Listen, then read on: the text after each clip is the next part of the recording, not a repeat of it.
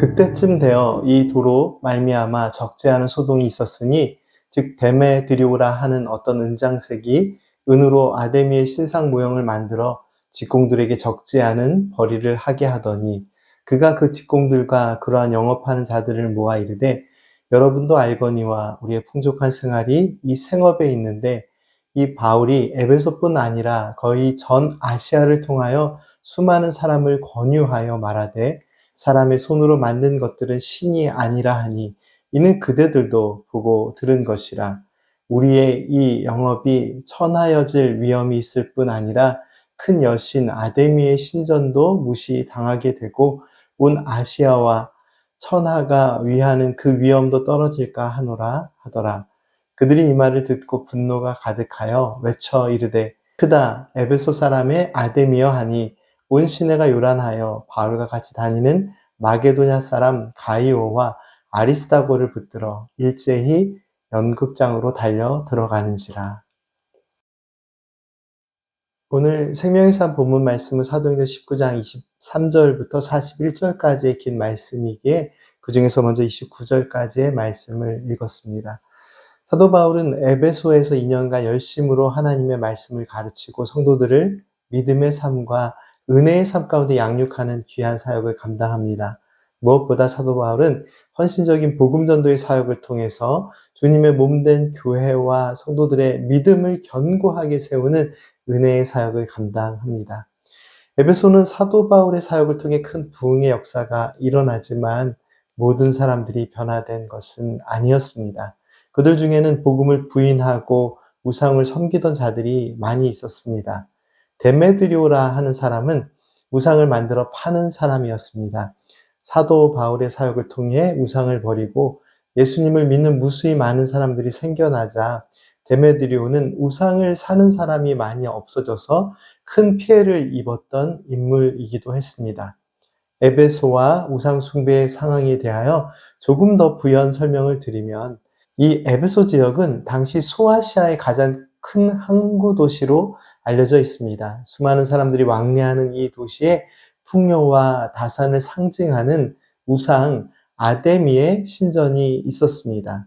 아데미 신전은 그 길이만 130m에 달하는 큰 신전이었습니다. 수많은 방문자들이 방문하는 신전으로 하나님을 알지 못하는 우상 숭배자들은 아데미 신전에 방문하여 신전의 모양을 따른 모형이나 여신상들을 구입하였습니다.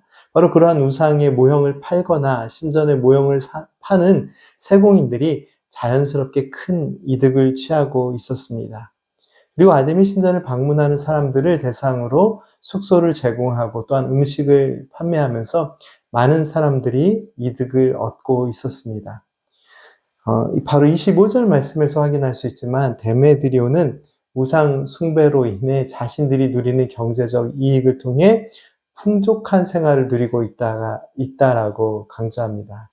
그런데 이러한 우상 숭배의 도시에 예수님을 믿고 우상 숭배를 멀리하는 참신앙인들의 수가 날마다 더해가고 이방 신전이 아닌 교회가 세워지는 역사가 나타나자 자신들의 생업과 상권의 위협을 느낀 우상 세공자들은 그 불만이 커져갔습니다. 그러던 어느 날 이 데메드리오를 중심으로 우상 숭배로 큰 이득을 보던 사람들은 큰 소요를 일으킵니다.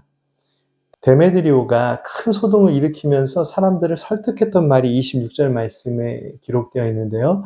그 말씀을 다시 한번 읽겠습니다.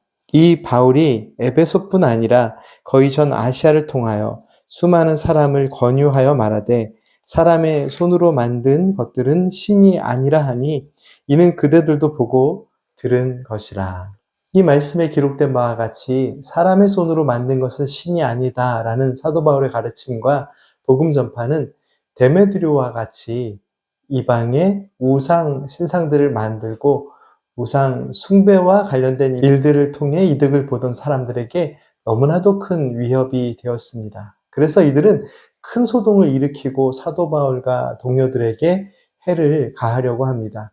그들은 먼저 사도 바울과 동료들을 잡기 위해서 연극장으로 달려가지만 사도 바울을 잡는 것에는 실패하였습니다.